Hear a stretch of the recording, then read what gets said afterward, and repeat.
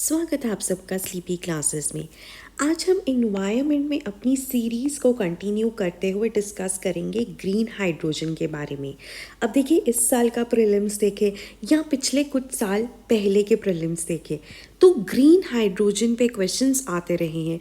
For instance कुछ साल पहले HCNG पे क्वेश्चन आया था और इस साल ग्रीन हाइड्रोजन में से क्वेश्चंस आए हैं।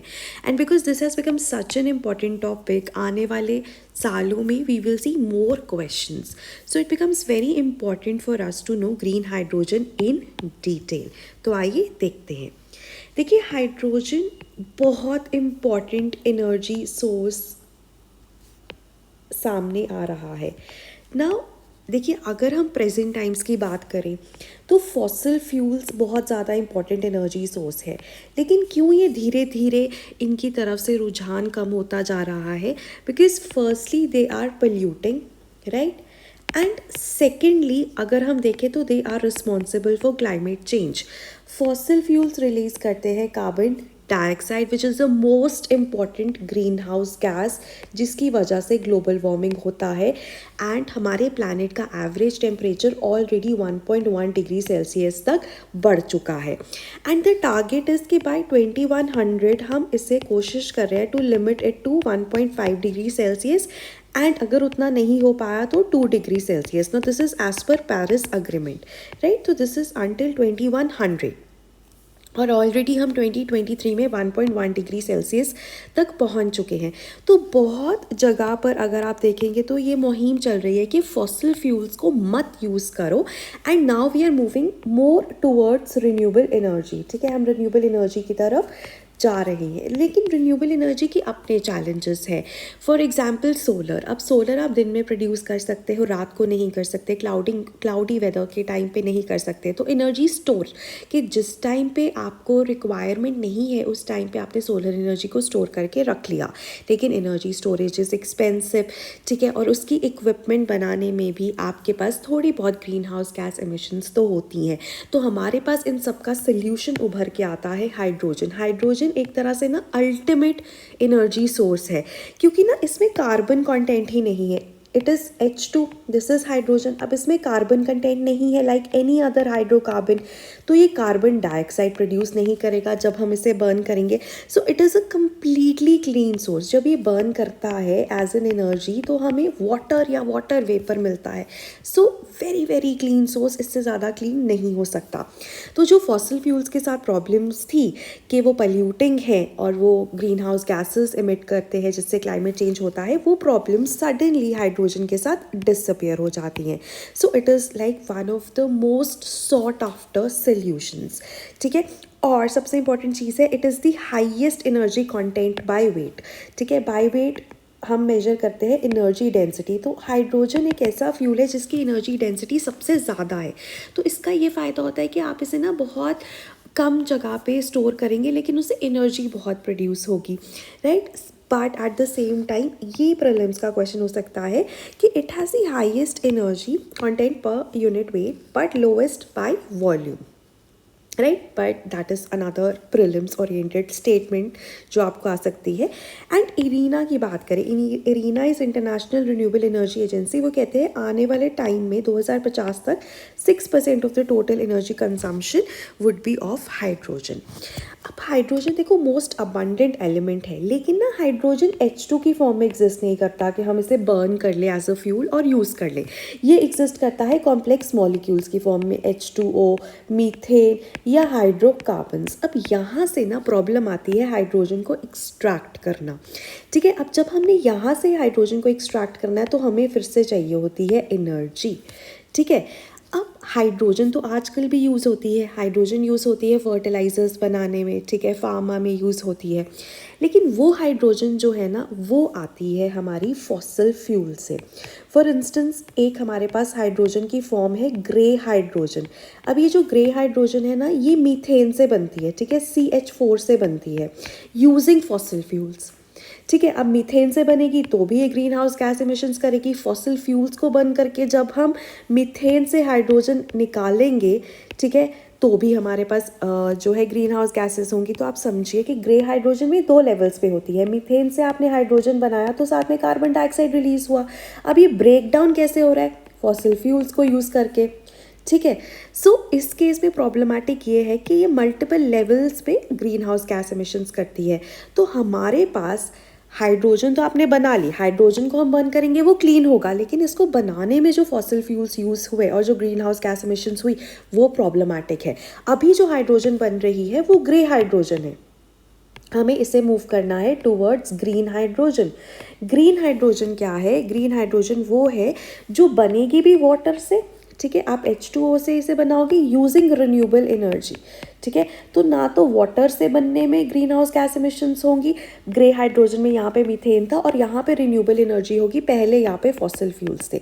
तो ग्रीन हाइड्रोजन ना एक बहुत ही अच्छा सोल्यूशन है, ठीक है। अभी ग्रे हाइड्रोजन बन रही है। So that is again to, आप चला तो ईवीज रहे हो, इलेक्ट्रिक व्हीकल चला रहे हो, उसमें कोई पोल्यूशन नहीं होगा, लेकिन वो ईवीज पे से जो इलेक्ट्रिसिटी है वो थर्मल पावर प्लांट से आ रही है, वो कोल से आ रही है, तो उसमें तो इलेक्ट्रिसिटी जो आ रही है वो तो पोल्यूटिंग है ना। तो that is similar to this. तो ग्रे हाइड्रोजन की जगह हमारा जो फोकस है वो ग्रीन हाइड्रोजन पर होना चाहिए। उसके बाद दूसरी इंपॉर्टेंट चीज़ आती है ना कि hydrogen is not an energy source but an energy carrier. अब देखो जो फॉसिल फ्यूल्स होते हैं ना, जैसे हमारे पास नेचुरल गैस हो गई या कोल हो गया, ये एनर्जी सोर्स है। आपने इनको बर्न किया, फ्यूल मिल गया, फ्यूल की तरह आपने इसको हीट की फॉर्म में हीट यूज़ कर ली, या फिर आपने इसको ट्रांसपोर्टेशन में यूज़ कर लिया, किसी भी फॉर्म में यूज़ कर लिया, है ना। तो एनर्जी सोर्स है। लेकिन हाइड्रोजन क्या है? Hydrogen is a energy carrier. Hydrogen as such तो नहीं मिलता। हाइड्रोजन या तो मीथेन के साथ जुड़ा हुआ है, या वाटर के साथ जुड़ा हुआ है, या हाइड्रोकार्बन्स के साथ जुड़ा हुआ है। तो जो भी एनर्जी आपको नेचर में जो प्रेजेंट है उसको ब्रेक डाउन करके, उसको मॉडिफाई करके जो चीज़ बनती है, वो अगर एनर्जी दे तो इसे एनर्जी कैरियर कहा जाता है। जो डायरेक्टली नेचर में प्रेजेंट है और आप उसे फ्यूल की तरह यूज़ कर लो या एनर्जी प्रोड्यूस करने में यूज़ कर लो, डायरेक्टली होगा तो एनर्जी सोर्स होगा, इनडायरेक्टली होगा तो एनर्जी कैरियर होगा। तो हाइड्रोजन जो है वो एनर्जी कैरियर है, राइट। उसके बाद हाइड्रोजन को जब हम बर्न करेंगे तो वाटर बनेगा। सो that is one of the most beneficial things, क्योंकि वाटर इज़ ना ही पोल्यूटिंग है और ना ही ये क्लाइमेट चेंज कॉज करता है। अब जो हाइड्रोजन फ्यूल सेल्स है ना, उसमें भी यही होता है। आप क्या करते हो? हाइड्रोजन और ऑक्सीजन को कंबाइन करते हो। हाइड्रोजन फ्यूल सेल में हम हाइड्रोजन को यूज़ करेंगे और ये यूज़ होते हैं इलेक्ट्रिक व्हीकल्स में। अब हाइड्रोजन फ्यूल सेल में हम क्या कर रहे हैं? हम हाइड्रोजन तो हमें चाहिए, उसको हमने ऑक्सीजन के साथ कंबाइन किया और वाटर बन गया। तो ये हाइड्रोजन फ्यूल सेल की फंक्शनिंग है, ठीक है। और फ्यूल सेल से बनती है इलेक्ट्रिसिटी, और इलेक्ट्रिसिटी हम हाइड्रोजन फ्यूल सेल्स को ईवीज को पावर करने में यूज़ कर सकते हैं। उसके बाद like I said, green hydrogen क्या है? वाटर से बनता है यूजिंग रिन्यूएबल इलेक्ट्रिसिटी। वाटर को जब हम तोड़ेंगे ना यूजिंग इलेक्ट्रिसिटी, तो उससे कहते हैं इलेक्ट्रोलाइसिस। इलेक्ट्रो हो गया इलेक्ट्रिसिटी यूज़ करके, लाइसिस मतलब तोड़ना। तो वाटर को जब हम तोड़ रहे हैं using electricity, so that is known as water electrolysis, और उसमें बनता है ग्रीन हाइड्रोजन। कोई भी कार्बन डाइऑक्साइड एमिशंस नहीं होंगी and it is not at all polluting. So that is why it is so important, right. और हमारे देश में ना बहुत सारे इनिशिएटिव्स लिए जा रहे हैं। For instance national hydrogen energy mission. अब इसमें ना सिंपल ये था कि इंडिया को ना ग्लोबल हब बनाना है जो कि ग्रीन हाइड्रोजन को मैन्युफैक्चर करे और फ्यूल सेल टेक्नोलॉजी को भी यूज़ करे, है ना। आपको hydrogen as a fuel use करना है, आप फ्यूल सेल बना लोगे, ठीक है। ग्रीन हाइड्रोजन यूज़ करनी है, आप ग्रीन हाइड्रोजन बना लोगे। तो इंडिया को ग्लोबल हब बनाना है। अब जैसे 2030 तक कहा जाता है कि हर साल 2030 ऑनवर्ड्स हर साल India 5 million metric tons of green hydrogen produce करेगा। अब इसके लिए ना 6 लाख करोड़ चाहिए, और इस साल के बजट में ना 19,800 करोड़ ईयर मार्क किए गए।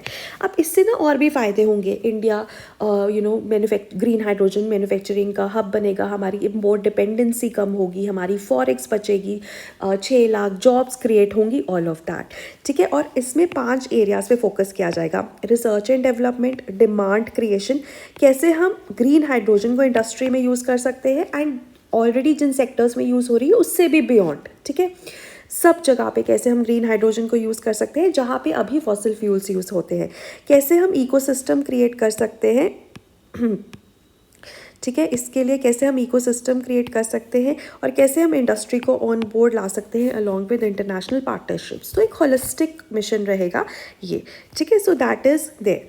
सो we are using we are seeing hydrogen as a replacement of for coke in steel industry and for making use of the fuel in the fertilizer sector. देखो फर्टिलाइजर बनाने के लिए अभी हम ग्रे हाइड्रोजन यूज़ करते हैं, उसको replace करके ग्रीन पर आएंगे, और जहाँ पर फॉसिल फ्यूल्स यूज़ होते हैं जैसे कोक स्टील इंडस्ट्री में यूज़ होता है, अगेन उस पर ग्रीन हाइड्रोजन पे आएंगे, ठीक है. So that is the main purpose. उसके अलावा the government is also making fertiliser plants and oil refineries जो ऑलरेडी हाइड्रोजन को यूज़ करते हैं लेकिन वो ग्रे हाइड्रोजन को यूज़ करते हैं. वो कह रहे हैं कि हम उन्हें बोले कि आप ग्रे हाइड्रोजन की जगह ग्रीन हाइड्रोजन यूज़ करो, and they are actually planning to implement green hydrogen consumption obligations. जैसे रिन्यूएबल परचेज ऑब्लिगेशंस होता है ना, कि जितने भी डिस्कॉम्स हैं उनको कुछ इलेक्ट्रिसिटी रिन्यूएबल एनर्जी करनी है, उसी तरह से जितनी भी फैक्ट्रीज है जो फर्टिलाइजर्स के लिए हाइड्रोजन यूज़ करिए, a part of them should be green hydrogen. एक ये इनिशिएटिव हो गया. उसके बाद ना हमें इलेक्ट्रोलाइजर्स को मैन्युफैक्चर करना है. इलेक्ट्रोलाइजर्स को मैन्युफैक्चर करना है क्योंकि वो वाटर की इलेक्ट्रोलाइसिस करेंगे, है ना. अब उसके लिए हमें we have to we need something like production linked incentive scheme, ठीक है, उसके ऊपर बात हो रही है.